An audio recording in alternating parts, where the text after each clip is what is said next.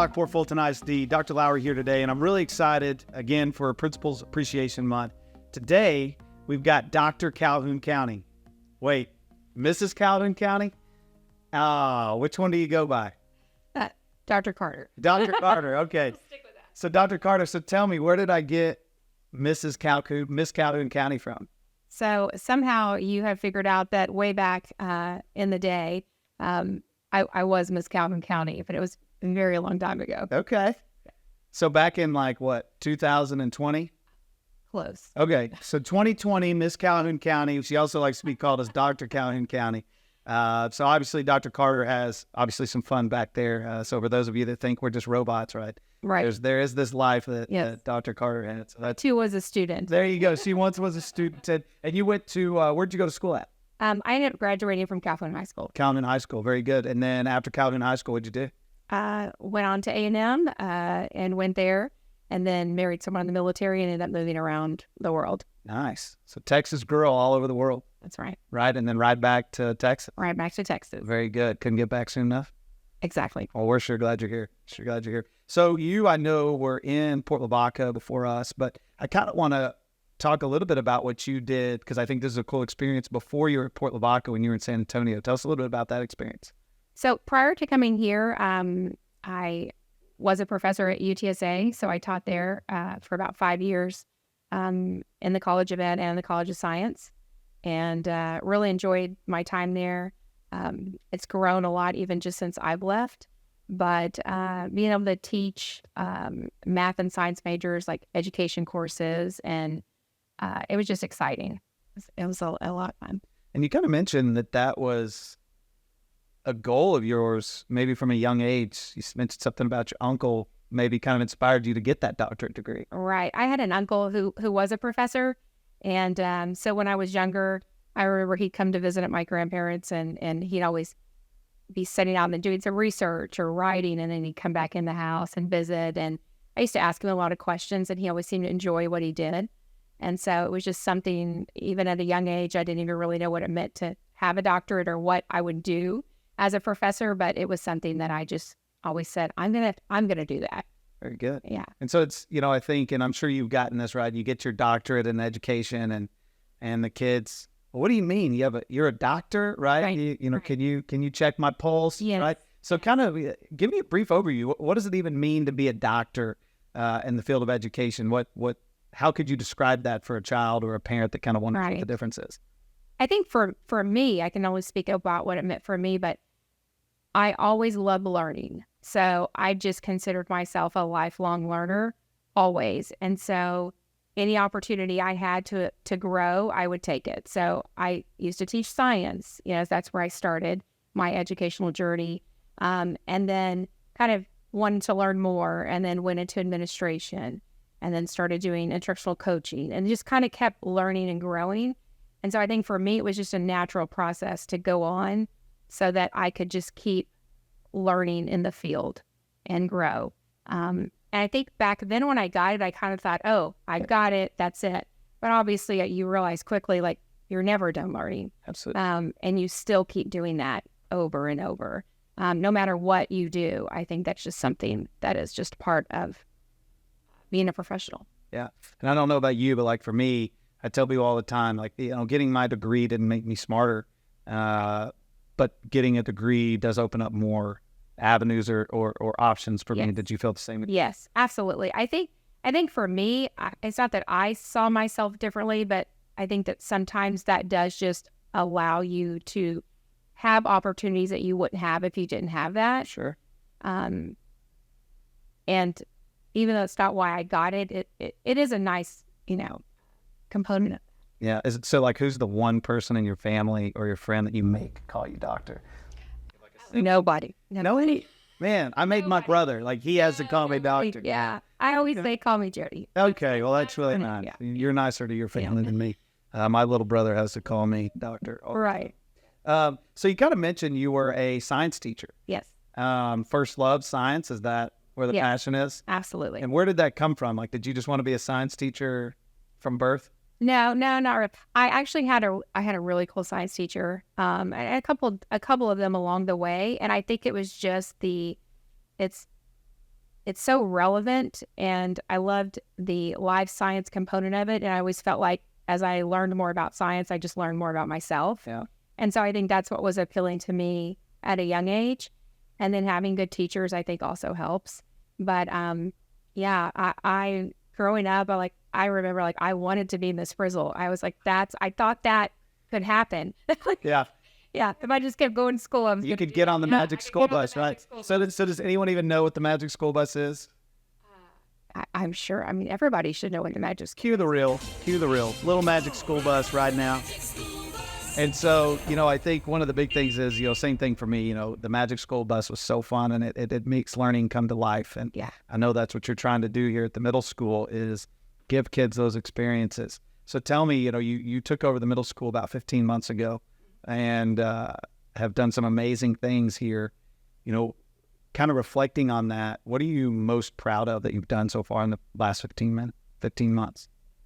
I think I'm going to have to, I'd have to start with just the staff. Like, I feel like I was so fortunate to come onto a position where there was a lot of people working here that really wanted to do good things for kids.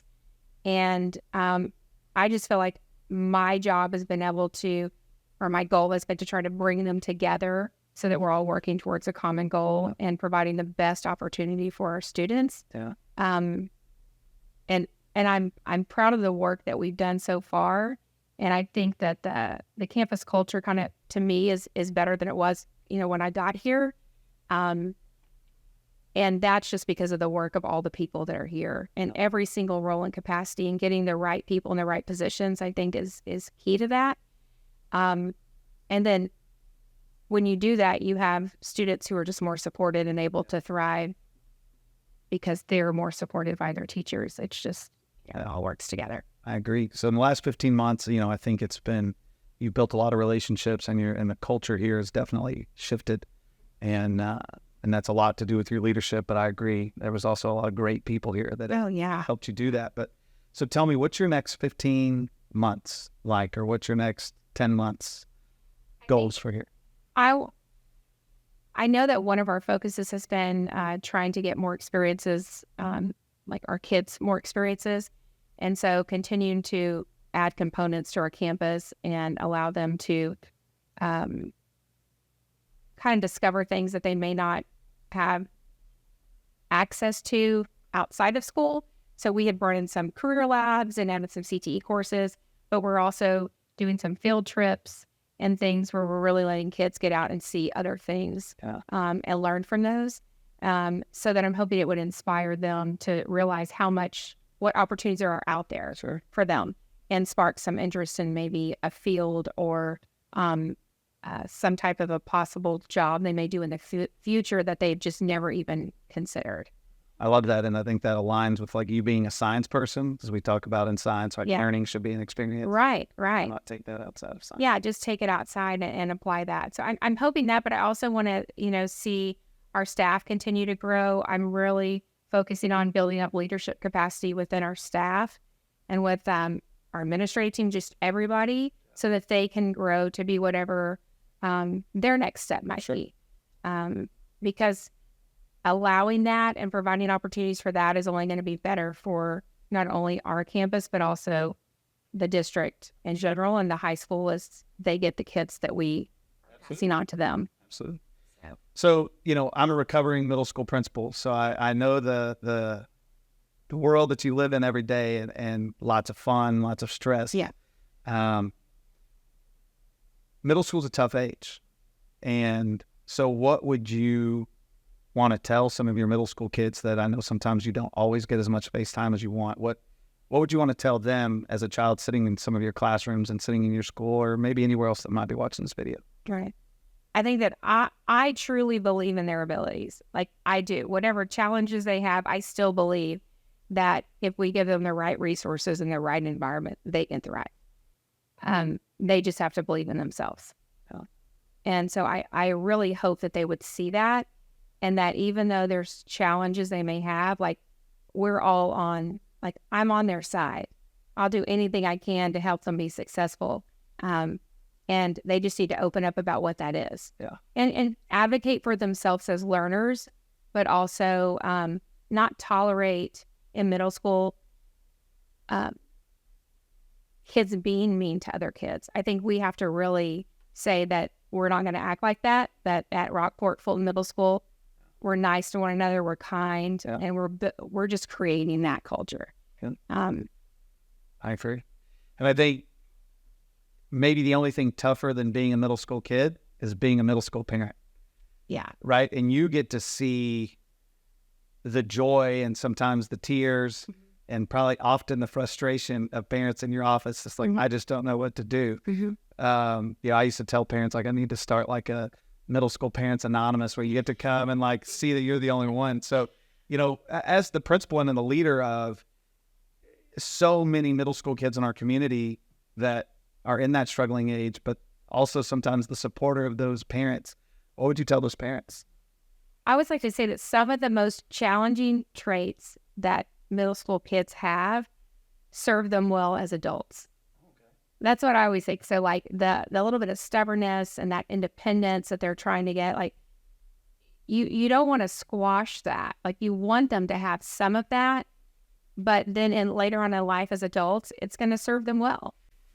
So it's just trying to support, but also not like squash that in them. I think that's powerful, and I could not agree more. I think that's awesome. So my last question, as we wrap this up is, as we look at any school district, I firmly believe that a school district is only going to be as good as its principals.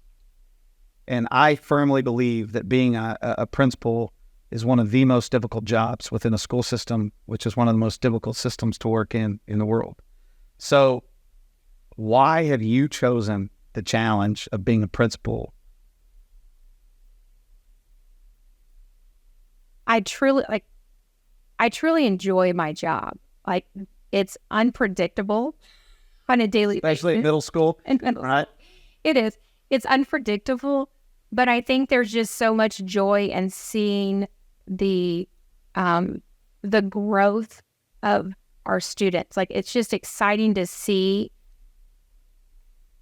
how they are when they come into the campus and then how they continue to grow and develop into these amazing young adults that do awesome things. And so even this last year being here and the sixth graders came in and they look so small, and then coming to the first day of school this year and some of those same sixth graders came up the first day and walked in on my neck, and you're just like, I'm like a proud mother. Like I feel like I have 706 children. Yeah. And so I think that's just something that I truly think of them like that. Like these are like our kids. And so I think watching them grow and develop, that's why I do it. It is challenging, but I also think we have to focus on, there's things that happen in education that we have no control over, like here. And it's easy to get caught up in all of that and then get frustrated. But you just can't have that focus. Like you have to say, I'm going to control what I can and make an environment for kids and for teachers that's going to be great. And so to me, it's very challenging, but I enjoy it. Yeah. I enjoy it. That's good. And I think, can't remember the exact name of the term, but basically it's the idea of people challenging or chasing different types of pleasure. So there's like type 1 pleasure and type 2 pleasure. Right. Type 1 pleasures would be like problem solving and the challenge of a relationship. Type 2 pleasures would be pleasures like things that are instant gratification. Right. So it sounds like you're just really enjoying type 1 gratification. Yeah, it is. And it's not that every day you get that. It's just over time where you get to see it. Correct. Absolutely. Well, I appreciate you taking time to be with us, Dr. Carter. I want you to know that obviously, yes, Principal Appreciation Month, we appreciate you, but we also appreciate you every day. I get to see you work. I get to see you work behind the scenes and in front of the scenes. I get to see the frustration. I get to see the hard work. I get the emails at 4 a.m. You do.